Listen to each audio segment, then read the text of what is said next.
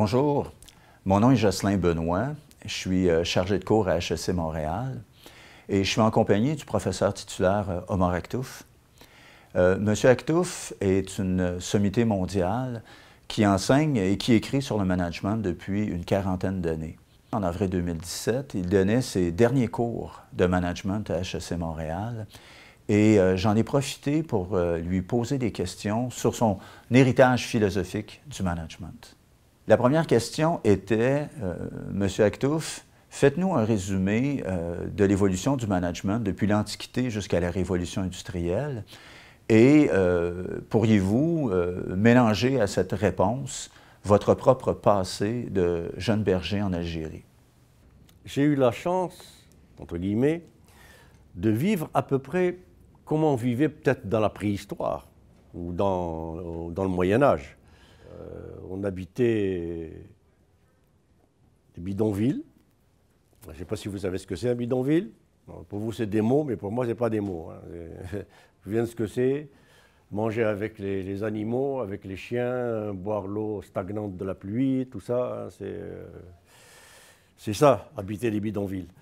C'était vraiment une vie qui faisait de nous des parties intégrantes de la nature. Sans la nature, on n'était rien. La nature, c'était tout pour nous. Ma famille et moi, on vivait directement de la nature, comme au Moyen-Âge, comme avant la Révolution industrielle. Donc, vous avez devant vous un professeur de management qui a écrit des livres de management, qui a écrit des livres de toutes sortes et qui a été berger analphabète jusqu'à l'âge de 11 ans. Mais heureusement, j'ai appris des choses avec les animaux extraordinaires, et que les animaux comprennent beaucoup plus que ce qu'on croit. Ils finissaient par comprendre que quand je les amenais dans certaines parties de terre autour pour brouter le matin, parce qu'il fallait commencer à 3 h du matin, 3 h, 4 h du matin, pourquoi? Parce que comme il n'y a pas d'eau, il fallait les faire profiter de la rosée, l'humidité qui se dépose la nuit sur les petites végétations, les buissons, ce qu'il y a là. Donc ils finissaient par comprendre que si je les amenais là, c'est parce qu'il fallait que le terrain d'à côté où je les ai amenés il y a 3 ou 4 jours, il fallait le laisser pour que ça repousse. Alors c'est incroyable, mais je les mettais dans le terrain où ils devaient brouter ce jour-là et ils ne le quittaient pas. Ils tournaient en rond, alors qu'ils savaient très bien qu'il suffisait qu'ils fassent 10 mètres à droite ou à gauche pour aller dans un autre terrain où il y a plus de... Alors c'est là que j'ai compris que les animaux comprenaient quand même.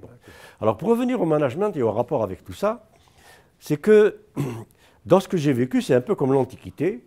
Dans l'Antiquité, qu'est-ce qu'il y avait? Il y avait le rapport direct à la nature, c'est-à-dire la chasse, la cueillette, les animaux, l'outil le plus rudimentaire, ce qu'on appelle l'endosomatique, soma qui veut dire le corps, endo qui veut dire intérieur, donc intérieur au corps ou prolongement du corps. Alors quand vous avez des outils de ce genre-là, qui sont le prolongement du corps, les dégâts ou l'empreinte écologique, comme on dit aujourd'hui, que vous pouvez faire à la nature, sont limités à l'énergie de vos muscles. Comprenez? Donc on vit avec la nature dans un équilibre total. On ne peut pas prendre à la nature plus que ce que la force de nos muscles permet. Ou des animaux, quand on les attache à une charrue ou quelque chose. Bon. L'évolution, ça s'est fait sur plusieurs plans.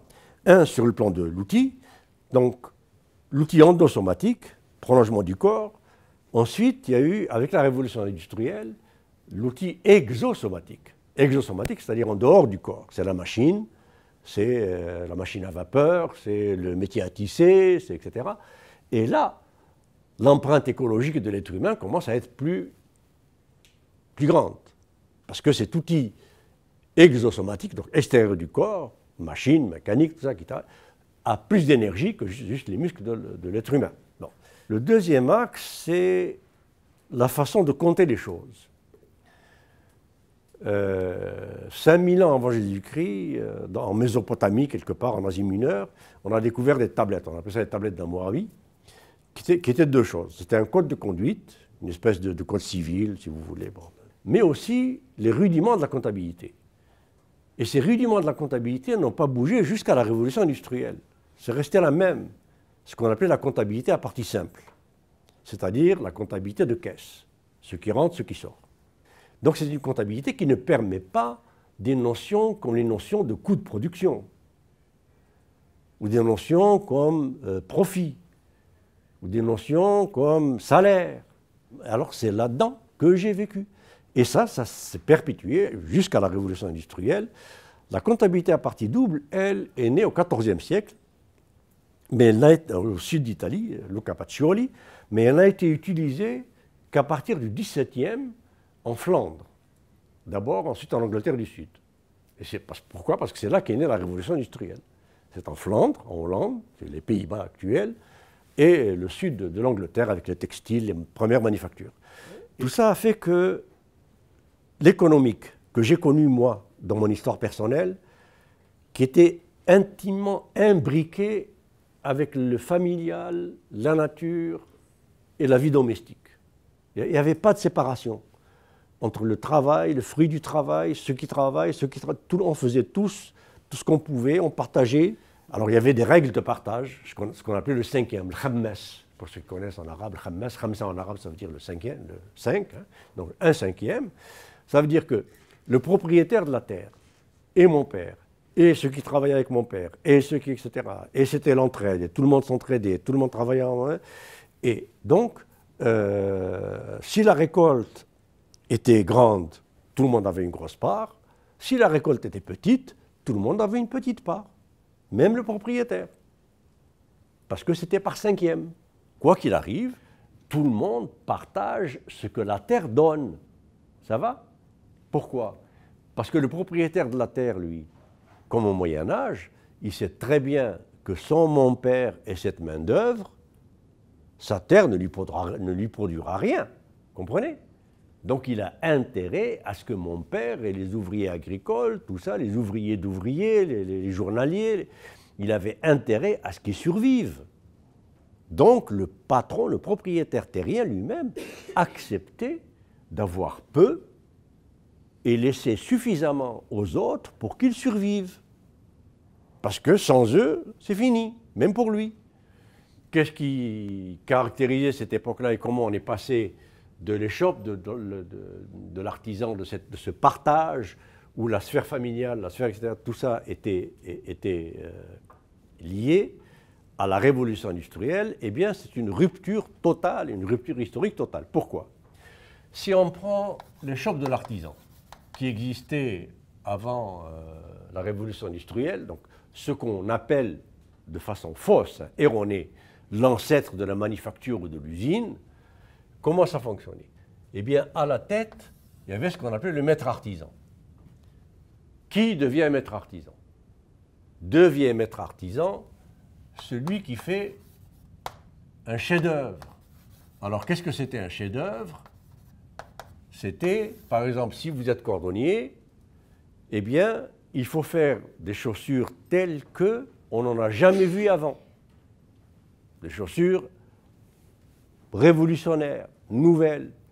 Il fallait absolument faire ce chef-d'œuvre pour être désigné par les membres de sa corporation, des bouchers, des menuisiers, tout ce que vous voudrez, des cordonniers, pour dire, bon, ben, lui, il peut devenir maître artisan, il a fait un chef-d'œuvre et on le juge. Vous êtes ici, non pas parce que vous êtes le plus riche, non pas parce que vous êtes le fils du patron, non pas parce que vous êtes le descendant d'une lignée de propriétaires, vous êtes ici pour votre compétence, pour votre savoir dans ce qui se fait dans votre échoppe d'artisan.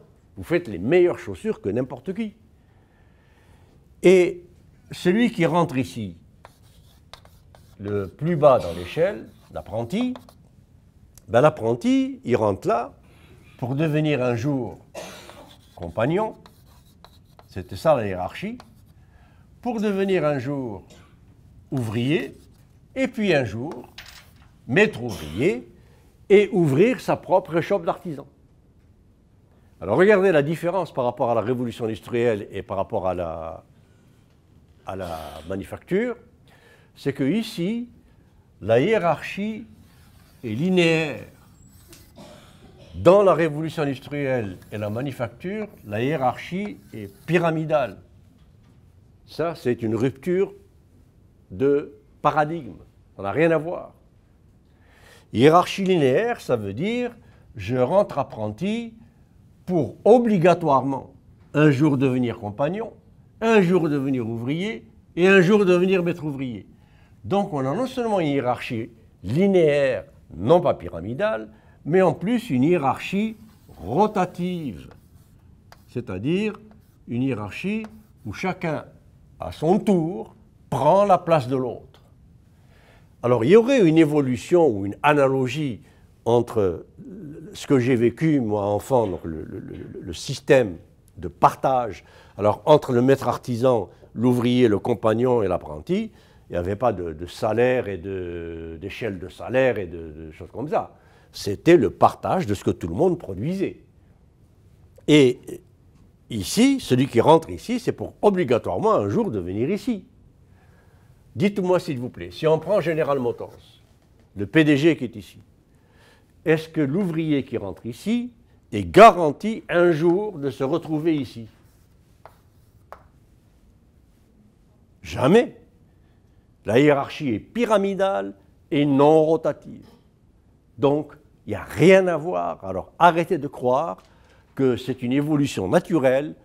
L'entreprise moderne, la manufacture, a été une invention de marchands drapiers capitalistes qui ont commencé à accumuler de l'argent sur le dos des tisserands qui étaient des serfs, des agriculteurs ruinés par la montée du textile et de l'élevage du mouton, et c'est en les exploitant, en les faisant crever de faim, qu'ils ont accumulé ce qu'on a appelé l'accumulation primitive du capital, donc le premier capital, le premier argent, pour acheter le travail de ceux qui n'avaient pas de travail, qui n'avaient pas de quoi vivre, parce qu'il n'y avait plus de production de céréales, c'était remplacé par le mouton pour la laine, et il n'y avait pas d'autre issue pour vivre, sinon devenir l'esclave de ce nouveau maître de production qui s'est appelé le manufacturier, la manufacture.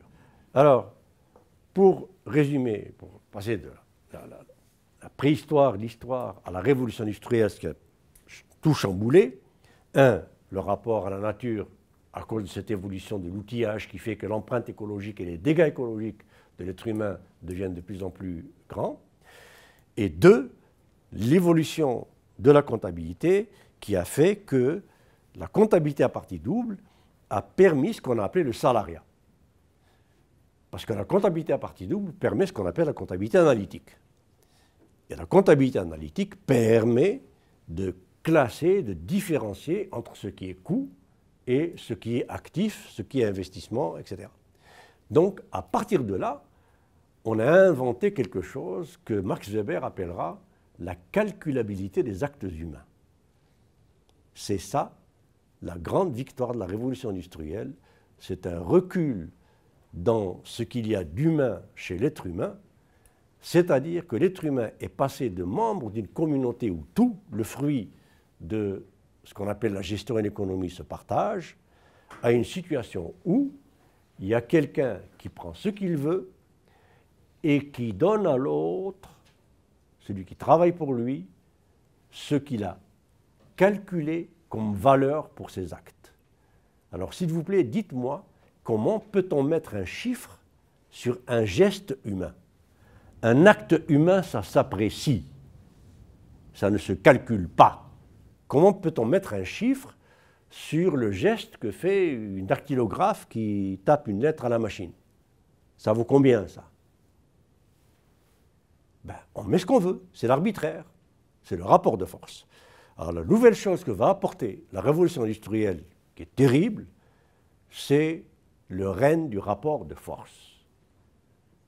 J'ai les éléments de pouvoir, j'ai la force, j'impose ce que je veux comme je veux, et plus tard on a appelé ça le libre marché, la main invisible d'Adam Smith, et aujourd'hui on en voit les conséquences. Merci de nous avoir écoutés.